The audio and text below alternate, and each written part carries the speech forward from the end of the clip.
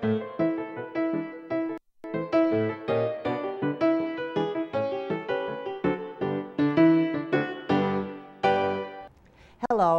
I'm Pam Smith, Director of San Diego County's Aging and Independent Services. In order for our loved ones to live out their last days in peace, they need to make their wishes for end-of-life care in advance. These are difficult conversations to have, but they are necessary. Families who haven't discussed advance directives can face the most searing of choices. Would my loved one want to live like this, or are we simply dragging out death?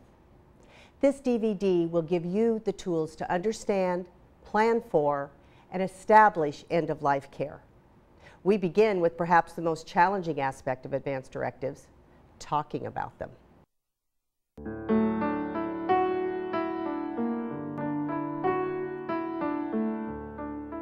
He was an artist. He did jewelry, sculpture, a lot of different media.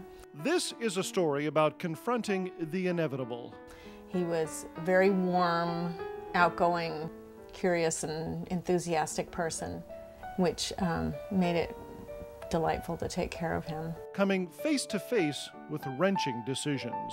It took more out of me than I would ever have imagined. He had a few strokes, like little strokes, to where he didn't know what they were at first, and he would get tired, and he had high blood pressure and one not very well functioning kidney and one non-functioning kidney. So he was toxic, like, you know, he would get sick a lot.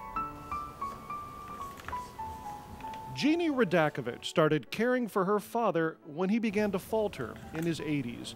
Like so many other caregivers, she was concerned with his life, not his death. I mean, I basically knew that he didn't really want any kind of intervention because he wasn't that kind of a person. He wasn't the kind of person that wanted to just hang on to whatever life you had. He was like quality kind of a person. So if there wasn't going to be quality, leave me alone. But then when it came to actually talking about it, it was not as easy as I thought. And it was difficult because it seemed to put a time frame on something that you didn't want to, like, well, when you die, because you know it's coming soon, it's just uncomfortable. We were, you know, really close, and so you'd think it would be easier, but partly because we were really close, it was like too emotional for me. It was like I just didn't want to admit that I was like in denial. Then it became necessary to call in hospice, and as her father's condition grew worse, what was once postponed became a crisis. Time when we had hospice there was really good because, among other things, they were very helpful to make sure that we talked about directives and what was going to happen afterwards, and they're not there to push you to, you know, sustain your life. They're just there to help. Because she talked to me, she goes, you know, what am I supposed to do when I'm here? Do I know this? Do I call the doctor? What do I do? And I said, I don't know. And she said, well, you know, let's find out. And I go, I can't. I don't know how to ask him. And she walked into his bedroom one day and she said, you know, you're in the active stage of dying. I just want you to know that because there's some things you may want to talk about. He already knew that, and I think it was a great relief that somebody said that. That was huge, and so he said exactly everything he wanted to a detailed thing there. At this point, I'm in pain and I want morphine. I don't want anybody to do anything other than make me comfortable. Let me die. He was more probably relieved. I don't know, more relieved than I was because I was like tortured over it, but it was a huge relief and I couldn't do it. Okay, come on, Judy. It is a very uncomfortable subject. We need to recognize that. So it is very individual, you know, the planning ahead. Social worker Veronica Glenn says these conversations are hard but vital. She has some suggestions. First, pick a quiet place and time to hold a discussion. Be a good listener. Be willing to listen to the feeling, emotions, and point of view of the care receiver, even if you disagree. Remember, these are their wishes. And if it's still too difficult, Do what Jeannie did and call in a third party. Maybe you can't do it by yourself. You know, a minister in your church would be a good choice. Your own physician could probably help you with that. Good girl. Have somebody else initiate the conversation for you. All you have to do is bring up the subject. Then usually you can go on. Just for some reason, bringing it up is just like this thing that gets stuck in your throat. And I can't even think of a logical reason why it would be so hard. It was so much better. Just because you didn't have to worry about something that you really felt had to be done. Lie down. Lie down. Good girl. If you're not sure, you'd feel horrible. I mean, because you put yourself in that position. What if you kind of knew what you wanted and nobody asked?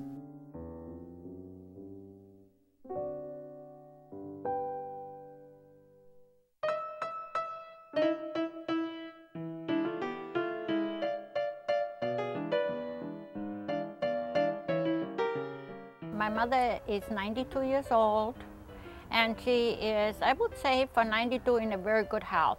I could not do it if she would need 24-hour care. Then I would have to make different arrangements. But up to now, we haven't come to this yet. Every day, Gundula Dunn makes the drive to a senior living facility to visit her mother. Hi, Oma. How are you? Huh? How are you? And take care of her daily needs. Do you have any pain? I do not feel good. Caring for Mother takes up a lot of space in Gundula's life. I'm making you dinner now. There's meals to make, We have broccoli.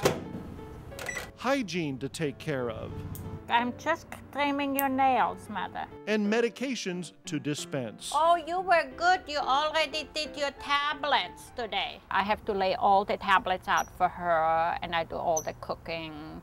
I prepare her lunch. I do the laundry and things like that she cannot anymore make independently. But one thing she doesn't worry about is her mother's wishes for end-of-life care. Okay, fine. We have forms that made out. She signed it, I signed it. There will be no feeding tube, nothing. We're just letting nature take its course and die in peace. Everything for Gundula's mother is organized. A do not resuscitate order is prominently posted.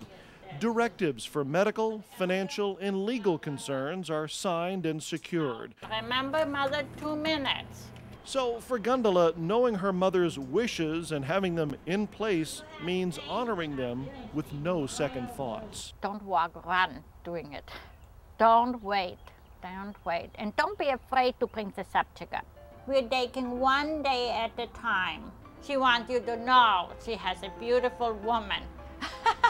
I think she thinks this is how she was when she was young. We got zucchini and we got butter squash. I've got 2 other sisters, one that lives in Duluth, Minnesota, and one that lives in Central California.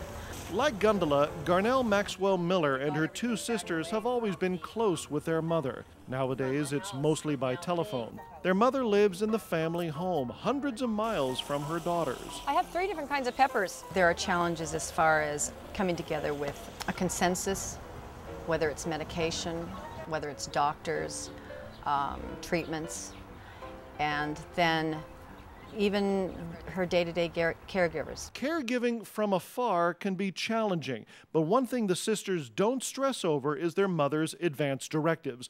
Plans have been in place for years.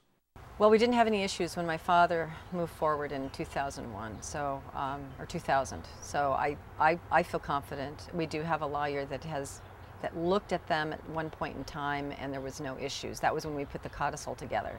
So I feel fairly comfortable that we're okay with that. I think 99.9% we're in agreement on what has been set up.